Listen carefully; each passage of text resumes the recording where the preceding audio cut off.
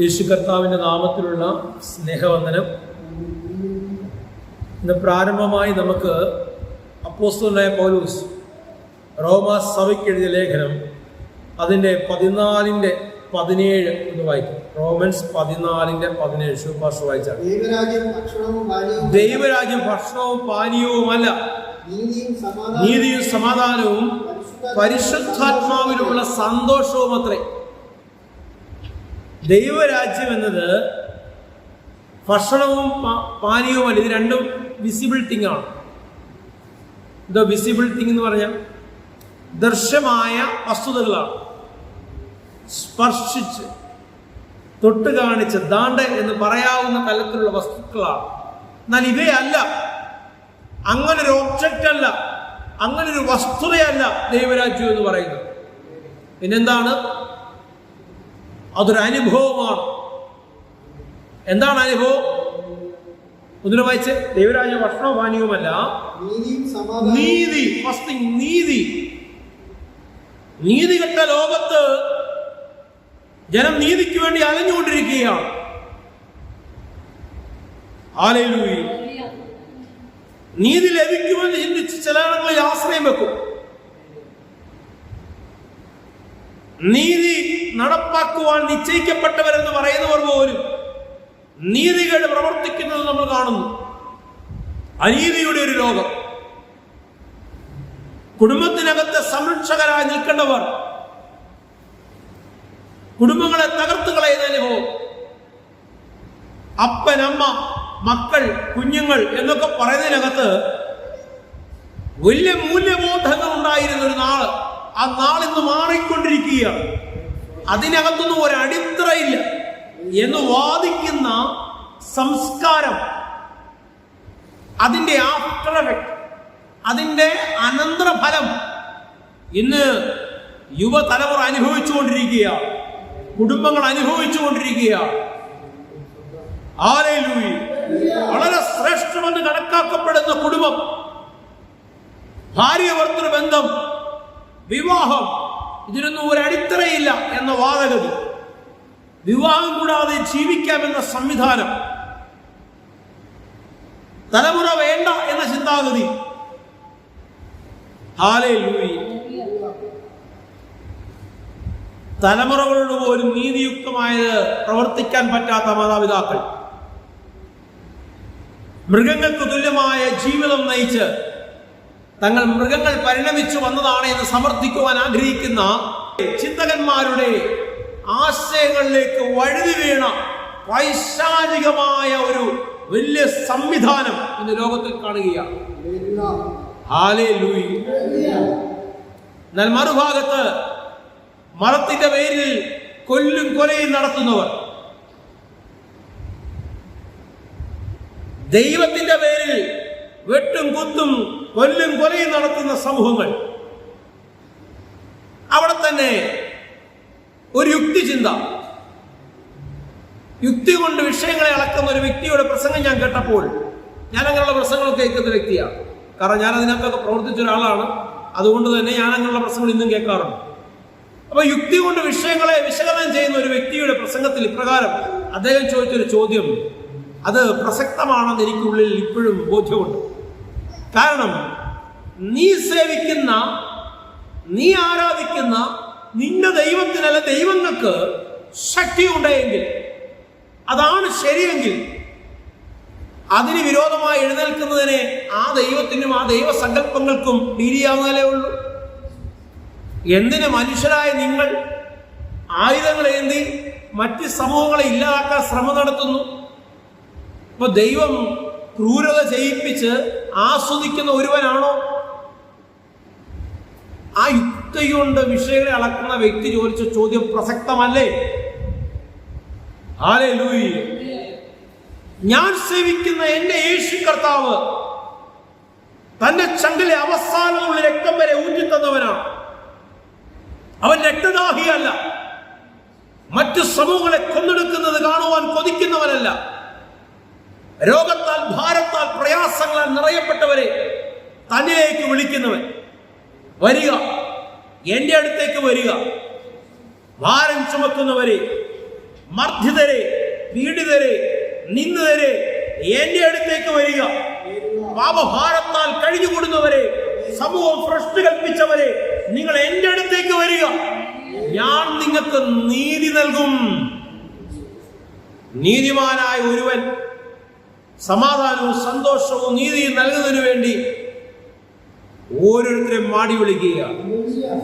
ആ രാജ്യത്തിലേക്ക് കടന്നാൽ, ആ നീതിമാനായവനിലേക്ക്, നീതിയുടെ ഉടമസ്ഥനായവനിലേക്ക് നിറയപ്പെട്ടാൽ അവിടെ വെളിപ്പെടുകയാണ് നീതി. പിന്നെ അടുത്തത് നീതി, പിന്നെ സമാധാനം. അടുത്തത് പരിശുദ്ധാത്മാവിലുള്ള, എടുത്തു പറയേണ്ട വിഷയമാണ്. സന്തോഷമെന്നല്ല, പരിശുദ്ധാത്മാവിലുള്ള സന്തോഷം. ലോകപ്രകാരം ലഭിക്കുന്ന സന്തോഷങ്ങൾ ക്ഷണികമാണ്.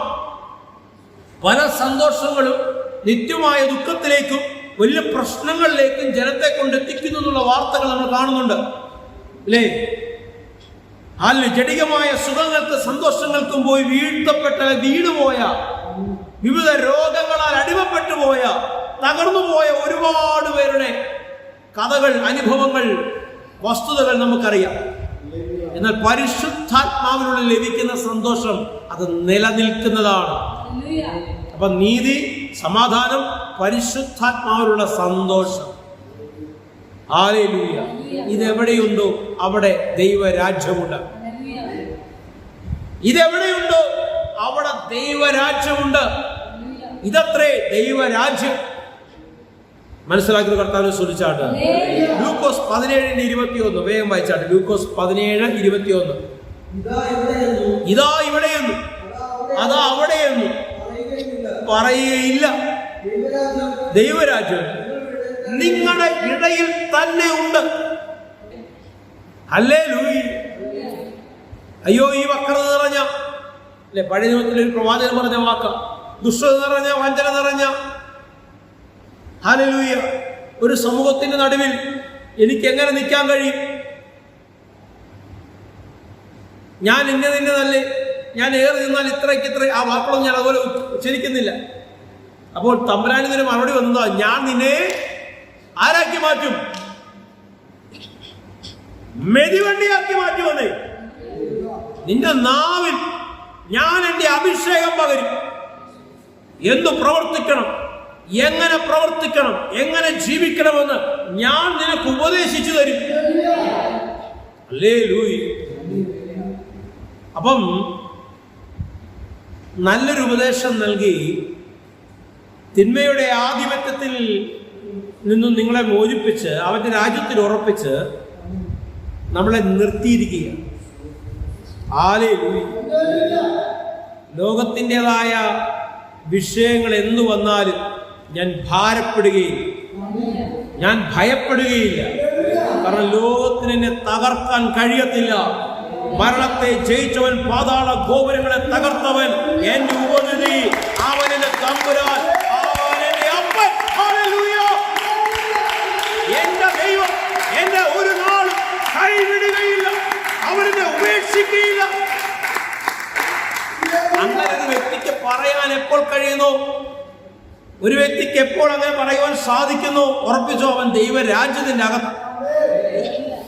ഹല്ലേലൂയ.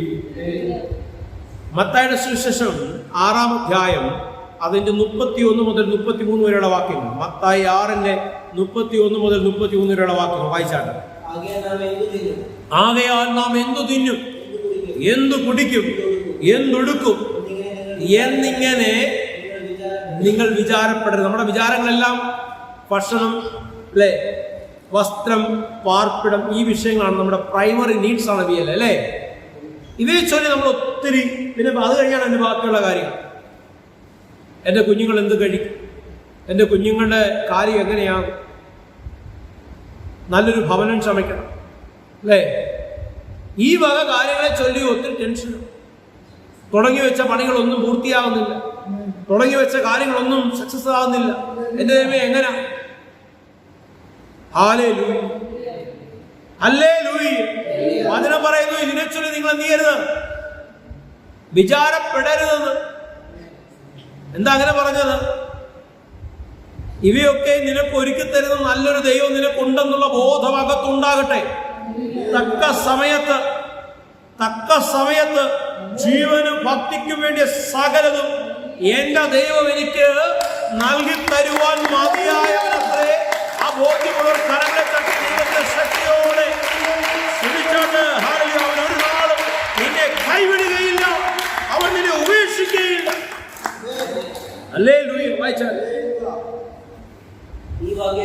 ഈ വകയൊക്കെയും ജാതികൾ അന്വേഷിക്കും. ഇതിനെക്കുറിച്ച് ടെൻഷൻ കയറുന്ന ആൾക്കാം. ദൈവരാജ്യത്തിലായിരിക്കും ടെൻഷൻ ഇല്ല. കാരണം എന്താ?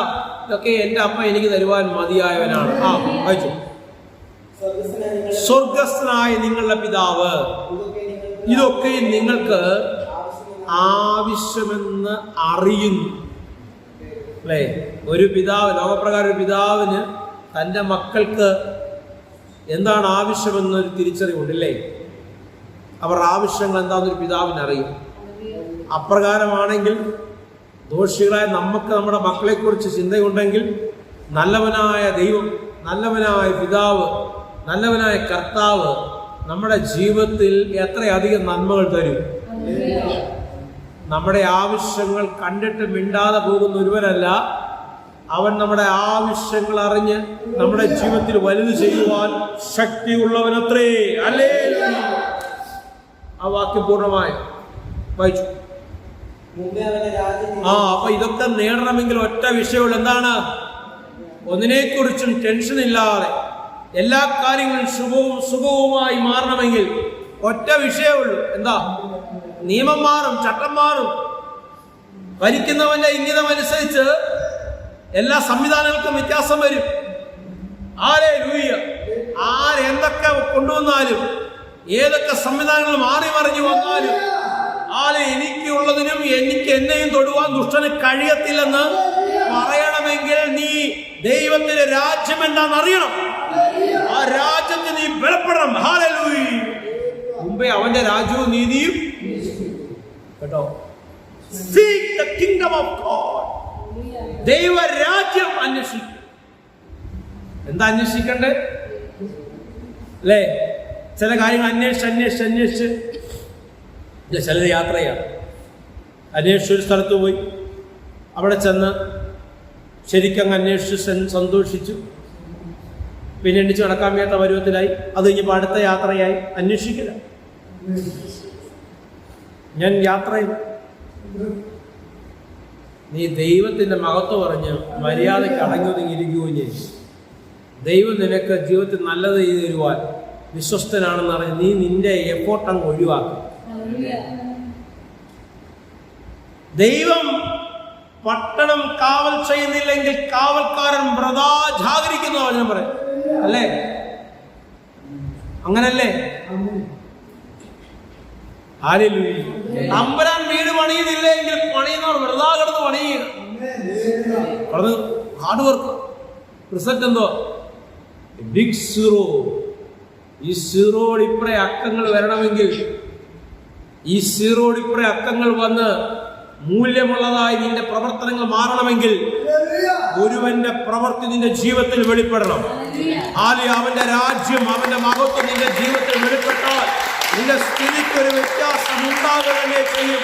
നീ ഇന്ന് നേരിടുന്ന വിഷയങ്ങൾക്ക് ഒരു മറുപടി നിശ്ചയമായും ഉണ്ടാവുക തന്നെ ചെയ്യും. Hallelujah. Seek the kingdom of God. Hallelujah. അങ്ങനാണെങ്കിൽ എന്ത് ചെയ്യും? ആര് നിന്റെ പ്രശ്നങ്ങൾക്ക് പരിഹാരം തരും? യേശു കർത്താവ് നിന്റെ പ്രശ്നങ്ങൾക്കെല്ലാം മറുപടി തരും. ഹല്ലേലൂയ. അയ്യോ, എന്റെ പ്രോബ്ലംസ് ഒക്കെ ഭയങ്കരമാണ്. അത് സെറ്റിൽ ചെയ്യുവന്നേ, അത് മാറ്റിക്കളയുവന്നേ. ഇങ്ങനൊരു പ്രശ്നം ഉണ്ടായിരുന്നത് പോലും അതിന്റെ ഒരു അടയാളം പോലും കിടക്കാതെ, ഇങ്ങനൊരു വിഷയത്തെ നീ നേരിട്ടവനാണ് എന്നുള്ള ഒരു അടയാളം പോലും നിന്റെ ജീവിതത്തിലിടാതെ അവൻ നിന്നെ ഉയർത്തി മാനിക്കുക തന്നെ ചെയ്യും. ശത്രുക്കൾ കാണെ, ശാസ്ത്രക്കാർ കാണെ, നിന്നെ നിന്ദിക്കുന്നവർ കാണെ, നിനക്ക് നേരെ ആഭിചാരങ്ങൾ തൊടുത്തുവെന്നവർ കാണെ, അവൻ നിന്നെ ഉയർത്തി ഉയർത്തി മാനിക്കുക തന്നെ ചെയ്യും. ഏറ്റെടുക്കുന്നവർ കരങ്ങളെ തട്ടി ദൈവത്തെ സ്തുതിച്ചാട്ട്. എത്ര സംഘടിത സംവിധാനങ്ങൾ നിനക്കെതിരെ ഉയർന്നാൽ എന്തൊക്കെ ഹല്ലേലൂയ പദ്ധതികൾ, ഏതൊക്കെ സംവിധാനങ്ങൾ ബലപ്പെട്ടു വന്നാൽ തന്റെ ഇടത്തോടെ ദൈവരാജ്യത്തിലായിരിക്കും പറയും, ഒരായുധവും എന്റെ മേൽ ഫലിക്കുകയും. കേട്ടോ, പറയാൻ തന്റെ ഇടമുണ്ടോ? ഒരായുധവും ദുഷ്ടൻ ഉയർത്തിക്കൊണ്ടുവരുന്ന ഏത് ശക്തിയുള്ള ആയുധങ്ങളാണേലും ഇതൊന്നും എന്റെ മേൽ ഫലിക്കത്തില്ലെന്നേ. കാരണം ഞാൻ എന്റെ യേശുവപ്പയുടെ പൊന്നോമന പൈതലത്രേ. തന്റെടമുണ്ടോ പറയുവാൻ? അവൻ ചന്ദ്രന്റെ ചങ്കിലെ ചോറ് കൊടുത്ത് നിങ്ങളെയും എന്നെയും വിലയ്ക്ക് വാങ്ങിയത് ഒരു പദ്ധതിക്കാണ് എങ്കിൽ ആ പദ്ധതി നിന്നിലൂടെയും എന്നിലൂടെയും ഈ ലോകത്ത്, ഈ ആയിരിക്കുന്ന ദേശത്ത്, അതിനപ്പുറത്തുള്ള തലങ്ങളിലേക്ക് അവൻ നിന്നെ കൊണ്ട് തന്നെ അത് പൂർത്തീകരിക്കും. കാരണം പൂർത്തീകരിക്കുന്നവനാണ് എന്റെ ദൈവം. ഞാൻ വിശ്വസിക്കുന്നത് അവന്റെ പൂർത്തീകരണ ശക്തിയിലാണ്. ഹല്ലേലൂയ. ഞാൻ വിശ്വസിക്കുന്നത് കാൽവരി കൊലക്കളത്തിൽ വെച്ചൊരു പൂർത്തീകരണ ശുശ്രൂഷ നടന്നു. ശാപത്തിൽ നിന്ന്, രോഗത്തിൽ നിന്ന്, അന്ധകാരത്തിന്റെ മുഖത്തിൽ നിന്ന് എന്നെയും നിങ്ങളെയും വിടുവിച്ച യേശു കർത്താവിന്റെ നിവർത്തീകരണ ശുശ്രൂഷയിൽ ഞാൻ ആശ്രയം വെക്കുന്നു. Hallelujah, hallelujah. എല്ലാ കണ്ണുകളും അടയട്ടെ. ദൈവത്തിന് സമ്പൂർണ്ണമായി സമർപ്പിച്ച് പ്രാർത്ഥിച്ചാൽ യേശുവേ ആരാധന. ഒരു ബാധയും നിന്റെ കൂടാരത്തിന് മേൽ അടിക്കുകയും ഒരു ദോഷവും നിനക്ക് ഭവിക്കുകയും നിനക്ക് വിരോധമായി ഉണ്ടാകുന്ന ഒരായുധവും നിന്റെ മേൽ ഏൽക്കത്തില്ലെന്നേ. ആ ഒരു ബോധ്യം എൻ്റെ അപ്പ ഇത് ഞങ്ങളുടെ ജീവിതത്തിൽ അങ്ങ് പകർന്നതിനെ ഓർത്ത് ഞങ്ങൾ അങ്ങേ സ്തുതിക്കുന്നു, അങ്ങേ ആരാധിക്കുന്നു. ഇന്റർനെറ്റ് മുഖാന്തരം എന്നെ കണ്ടുകൊണ്ടിരിക്കുന്നവരുടെ ജീവിതത്തിൽ വലിയ വിടുതലുകൾ ഉണ്ടാകട്ടെ. നിങ്ങളുടെ രോഗബന്ധനങ്ങൾ അഴിയട്ടെ യേശുവിന്റെ നാമത്തിൽ. നീ രോഗിയായിരിക്കുന്ന ദൈവത്തിന്റെ പദ്ധതിയല്ല. നീ കെട്ടപ്പെട്ടവനായിരിക്കുന്ന ദൈവത്തിന്റെ പദ്ധതിയല്ല. കെട്ടുകളെ പൊട്ടിക്കുന്ന ദൈവശക്തിയുടെ മഹത്വം നിങ്ങളായിരിക്കുന്ന മുറിയിൽ വെളിപ്പെടട്ടെ എന്ന് ഞാൻ പ്രാർത്ഥിക്കുകയാണ്. സ്വർഗത്തിന്റെ കരം ചലിക്കുന്നതിനെ ഓർത്ത് എന്റെ കർത്താവിന്റെ അധികാരമുള്ള നാമത്തിൽ തന്നെ ആമേൻ, ആമേൻ, ആമേൻ. Last time minister the bright ചർച്ചിന്റെ പ്ലാറ്റ്ഫോമിൽ നിന്നുകൊണ്ട് ഇത് കണ്ടുകൊണ്ടിരിക്കുന്ന മുഴുവൻ പേരെയും യേശു ക്രിസ്തുവിന്റെ അധികാരമുള്ള നാമത്തിൽ ഞാൻ അനുഗ്രഹിച്ചു പ്രാർത്ഥിക്കുകയാണ്. Hallelujah, hallelujah.